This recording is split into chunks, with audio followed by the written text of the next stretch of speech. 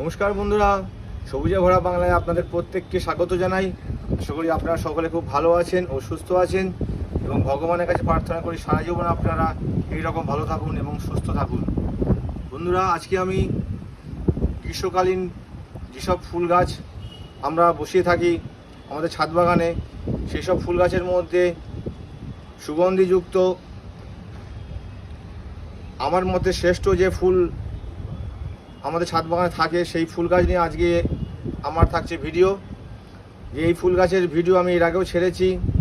Dormancy পিরিয়ডের পর সেই গাছকে আমরা রুট প্রুনিং করেছি এবং তার ডালপালা আমরা প্রুনিং করে সেই গাছকে আমরা কীভাবে আস্তে আস্তে ফুলের দিকে নিয়ে যাব বা এগিয়ে নিয়ে যাব সেই নিয়ে আমি ভিডিও ছেড়েছিলাম।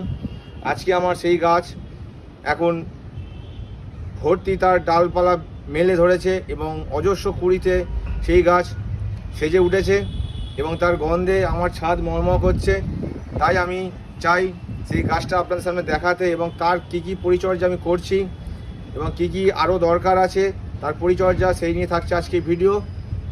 আপনারা সবাই আপনাদের ছাদের প্রত্যেকেই দু একটা করে এই বেলফুল গাছ বসিয়েছেন বা বসানো আছে আমি জানি। তা এই বেলফুল গাছকে আমরা এই গরমকালে এপ্রিল মাস থেকে যদি ঠিকমতো পরিচর্যা করি শয়ে শয়ে আমরা ফুল পাবো এবং আকারেও আমরা বড় আনতে পারবো। তার জন্য কিছু টুকিটাকি আমাদের পরিচর্যা করতে হবে। তার আগে বন্ধুরা আপনাদের বলে রাখি, আজকের ভিডিও যদি আপনাদের কোনো কাজে লেগে থাকে বা লাগে তাহলে দয়া করে আমার আজকের ভিডিওটা একটা লাইক করে দেবেন। আর যে সকল বন্ধুরা আজকে আমার নতুন ভিডিও দেখছেন তাদেরকে আমার করজোড়ে অনুরোধ, আপনারা আমার সবুজে ভরা চ্যানেলটাকে সাবস্ক্রাইব করে পাশে থাকা বেল আইকনটাকে প্রেস করে দেবেন। যখনই আমি কোনো ভিডিও ছাড়বো আপনারা সর্বপ্রথম তার নোটিফিকেশান পাবেন এবং জানতে পারবেন এবং ভিডিওটা আপনারা দেখতে পারবেন। আর আপনাদের যদি কোনো রকম গার্ডেনিং সংক্রান্ত কোনো সমস্যা দেখা দেয় আপনারা আমাকে কমেন্টের মাধ্যমে জানাবেন। আমি কথা দিচ্ছি 100% নির্ভুল উত্তর দেওয়ার চেষ্টা করব, কারণ আমি গাছ ভালোবাসি। আমি সকাল থেকে রাত পর্যন্ত এই গাছ নিয়ে আমি পড়ে থাকি। আমার কর্মস্থলের জায়গা, আমি নিজের কর্ম করেও তা সত্ত্বেও আমি এই গাছ নিয়ে পড়ে থাকি। তাই আমি গাছ ভীষণ ভালোবাসি। তাই আমিও চাই আপনারাও গাছ করুন এবং আপনারাও খুব গাছ ভালোবাসেন। তাই আমি যতটুকু জানবো, যতটুকু আমি আমার দ্বারা সম্ভব হবে আমি সেইভাবে আপনাদেরকে পরিষেবা দেওয়ার চেষ্টা করব এবং সঠিক নির্ভুলভাবে। তাই বন্ধুরা আপনারা দেখে নিন আমার এই গাছটা আমি আপনাদের দেখিয়েছিলাম যখন প্রুনিং করেছিলাম এবং ডালপালা ছেড়ে দিয়েছিলাম। এখন দেখুন গাছটার মধ্যে কি অজস্র কুড়ি হয়েছে এবং দু একটা ফুলও ফুটে গেছে। সঙ্গে থাকুন। দেখুন বন্ধুরা আমি ওপর থেকে দেখাচ্ছি, দেখুন প্রতিটা ডগাতেই দেখুন অজস্র কুড়ি ফোটার পজিশনে এসে গেছে। খুব ভালো লাগছে এবং গন্ধ মরমর করছে, একদম আমার ছাদ ভরিয়ে তুলেছে একটা গাছে। দেখুন কতগুলো করে কুড়ি এসেছে। দেখুন বন্ধু এটার মধ্যে 5-6খানা করে কুড়ি এসেছে। এটার মধ্যে দেখুন 3টে, এখানেও 3টে, এবার এইগুলো সবাই ফুটবে। দেখুন কত কুড়ি, অজস্র ব্রাঞ্চ এসেছে তো সেই হারে অজস্র কুড়িও এসেছে। দেখুন সারা গাছটার মধ্যে কুড়িতে ভরে গেছে। আমি কল্পনা করতে পারিনি যে এত কুড়ি এসে যাবে।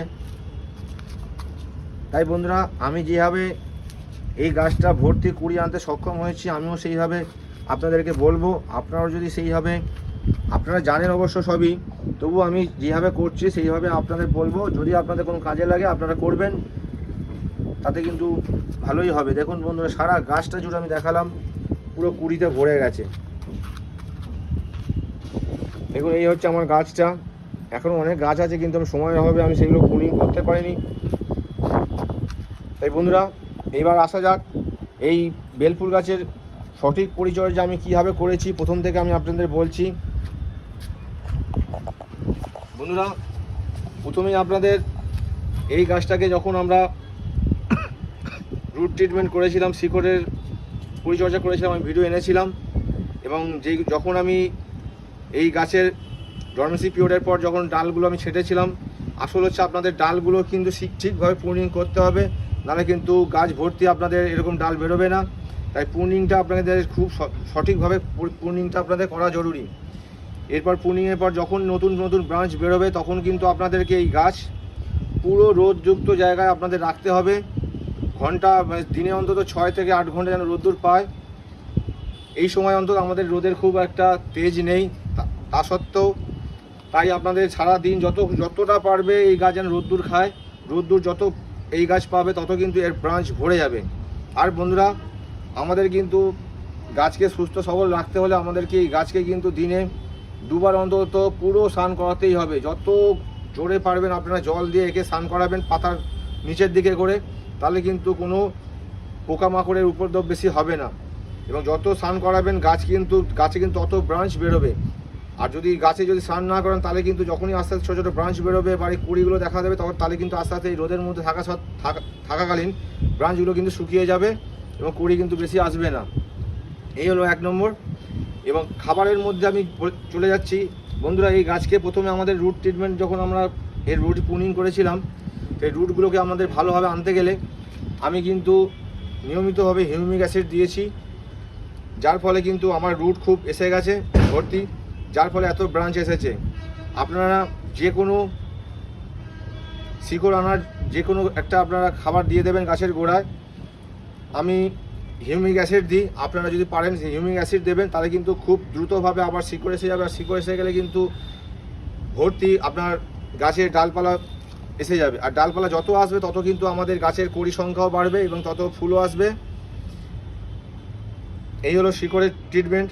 এবারে খাবারের ট্রিটমেন্টে বন্ধুরা, এখন ফুল এসে গেছে, এখন কিন্তু আমরা এর মাটিকে কিন্তু আমরা আর বেশি খুঁড়বো না।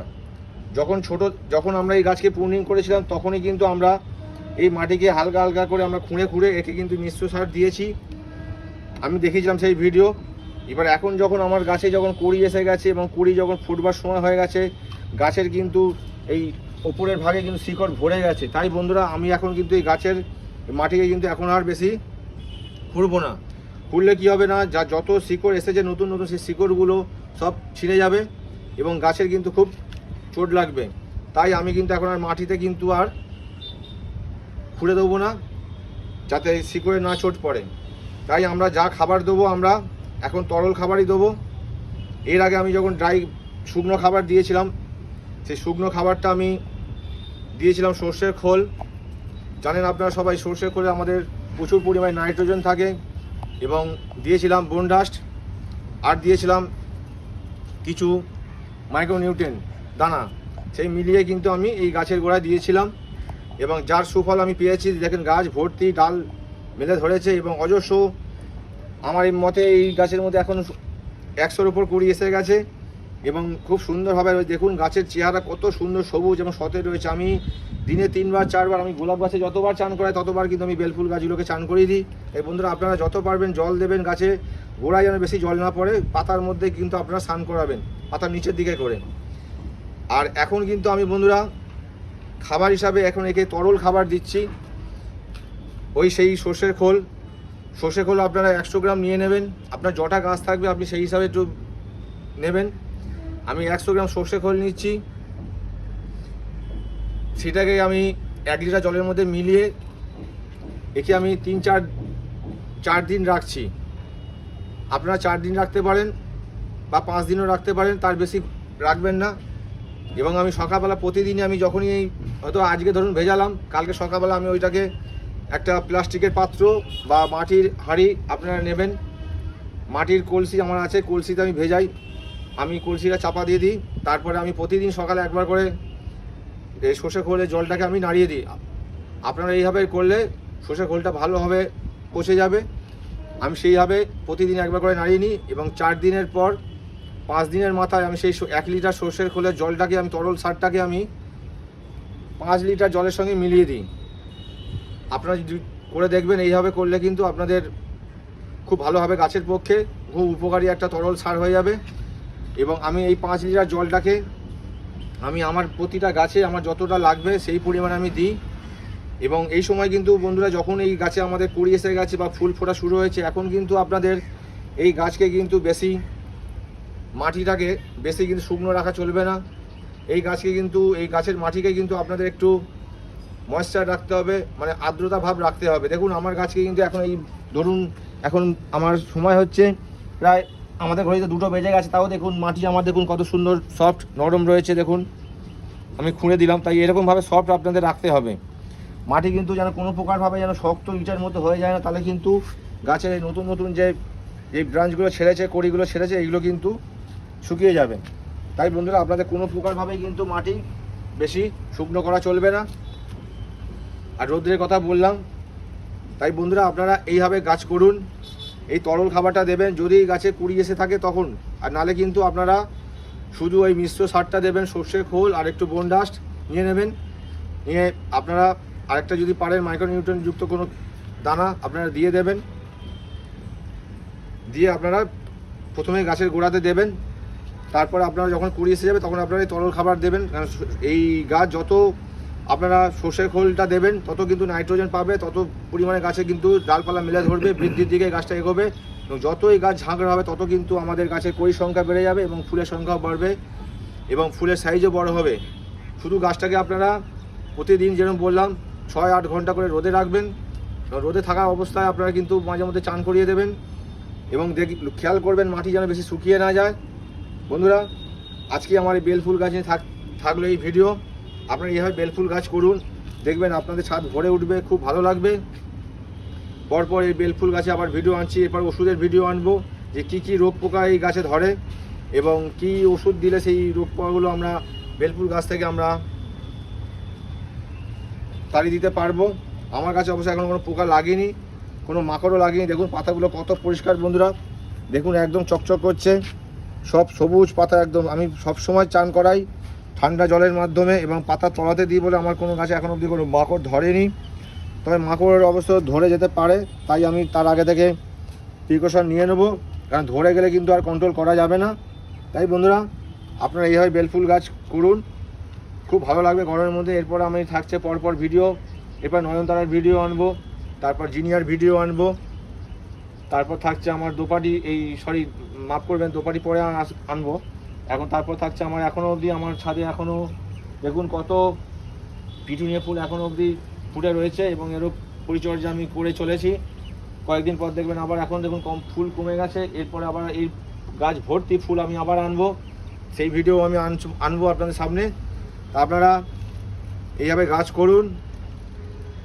আবার বলছি, যদি আমার ভিডিওটা ভালো লাগে বন্ধুরা একটা লাইক করে দেবেন, আর যে সকল বন্ধুরা নতুন দেখছেন তারা দয়া করে আমার চ্যানেলটাকে সাবস্ক্রাইব করে দেবেন, যাতে আমি পরপর ভিডিও করতে আরও উৎসাহী হই। আর কারণ আপনাদের আশীর্বাদ ছাড়া আমি কোনোভাবে এগোতে পারবো না। তাই বন্ধুরা আজকের মতো বিদায় নিচ্ছি, সবাইকে ভালোবাসার শুভকামনা জানিয়ে সবাই ভালো থাকুন, ভগবানের কাছে এই সুস্থতা কামনা করি আপনাদের। নমস্কার, পরে ভিডিও আবার দেখা হচ্ছে।